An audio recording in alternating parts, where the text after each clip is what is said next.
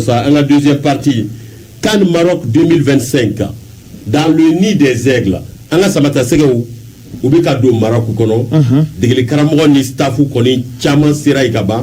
Alors, comme déjà à bout de on a QGB Casablanca de Malin de la Tana Tan Nani Yoro, Ulube Aigle Nyako. Avec la Tandouré, c'est ça. Ah, ok. Voilà, vous la Tandori. Ouais. Exactement, Baba. En tout cas, Mali Koni, Baro Kondam, Namse, Fokan, Baradam, Nanga Samata, c'est qu'on fait. Staff technique, Koni, Ulutara Bissimilal Deke, Koni, Naldam, Kosebakunu. Donc, salle de musculation, gym plutôt. Voilà, oui, barab bilibili baké non. Donc, Mali Rabé, entraînement que Bioula Daina. Oui, entraînement que Bioula Daina déjà. Mali tout la Tandourou, de Kenakan Baba. Chilukolosiba sababu be keneka Djigi Jara Mamadou Samassa Alen Ismaël Jara Jawara. OK. Voilà. Maintenant défenseur là Mumbeno ou Nathan Gassama Mamadou Fofana Nabe Wolokonojo Abdoulaye Diaby Alen Ousmane Kamara. Maintenant Tchema Maoula Aliou Dieng ale be keneka déjà Mahamadou Doumbia Amadou Haidara Nabe Woloko Doudou Ibrahima Sissoko Lassana Koulibaly Alen Mohamed Kamara Nabe Woloko Tchamanche. Maintenant attaquant Moussera Kenakan ou attaquant Flaé Mamadou Kamara ani Mamadou Doumbia. Voilà. Donc Baba ni tout la tana Tandourou ou lebe Kenakan Watina donc ni Mali ra entraînement la colonie pour les préparatifs. Alors Abou Tasma, Maroc jamana kay Mali be Bakourouba Galé de là. Mali ni Maroc ni Zambie ani Comores. Exactement. Mali be du Clola bi kunyoro les ka match follow. Hein? Ya fa la 14h GMT nkolo clé Mouran Fla Samba Fla Mouran Dourou Mali be Zambie bisimla. Avec Casablanca. Voilà. OK. Oui, Mali reka QG. Exactement. En tout cas, il y a no tien au basoro Karido Kani redamne na ni poule 1 de la Tangalé. Nous match d'ouverture Maroc Comores. Voilà, au bec 19h GMT. Araba. OK. Malika deuxième jour. Et là en ta photo nya. Voilà, avec 19h GMT, avec ta ou pas Guadola. Voilà.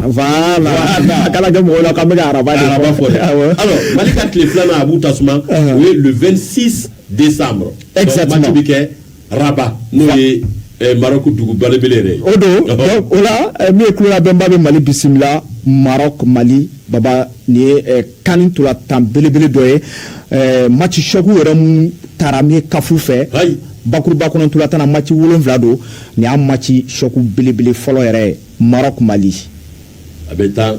Voilà, abeta le 26 décembre 2025 19h GMT nega kan tan kono ton choy Mali air la Araba.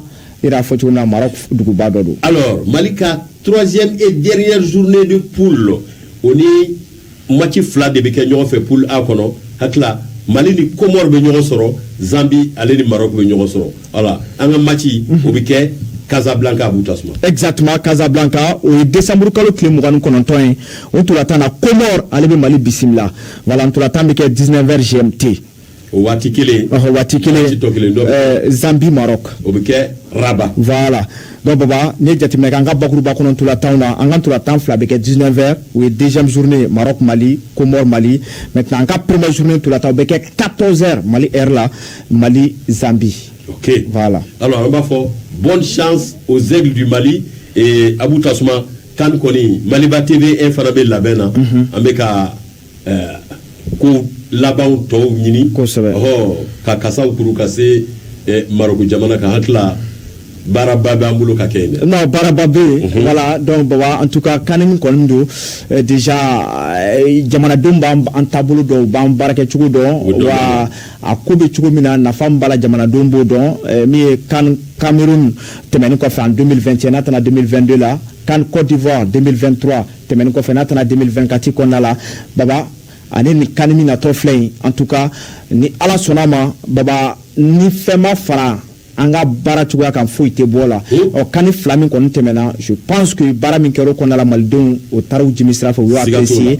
ni ala sonama ma i daisi mais baba on koni semana ke fonfen ambo ke kene kan pour que kamalidon na ni sonja kuna fon disra fait en tout cas ni amade se ambe labe una mo duru nyo de kanga sei 5 envoyés spéciaux et Abou Tasma bara de benake tomodo c'est-à-dire le jour de la CAN au bequet les gars fait au comment les matchs du jour sous fait le plateau de la CAN en direct au bequet match bébé sur le terrain ou là invité Bisseka Kambolo en tout cas à côté ou les à côté la colonie malienne, les supporters, les autres équipes, les confrères, les entraîneurs, les anciens joueurs, les anciens internationaux Abou Tassouma ambesini bela jele ma keneka ka kena fo malien be keneka ni ala sona c'est ça voilà ni ala ka je parce que ode do baba mauti femier nous ta kalama mute botele la voilà mute botele la on a sababu ko dimi je mama surtout mali de ma donc baba c'est très très important alors Abou Tassouma éclat da salina wati dafara amé vita blaya amé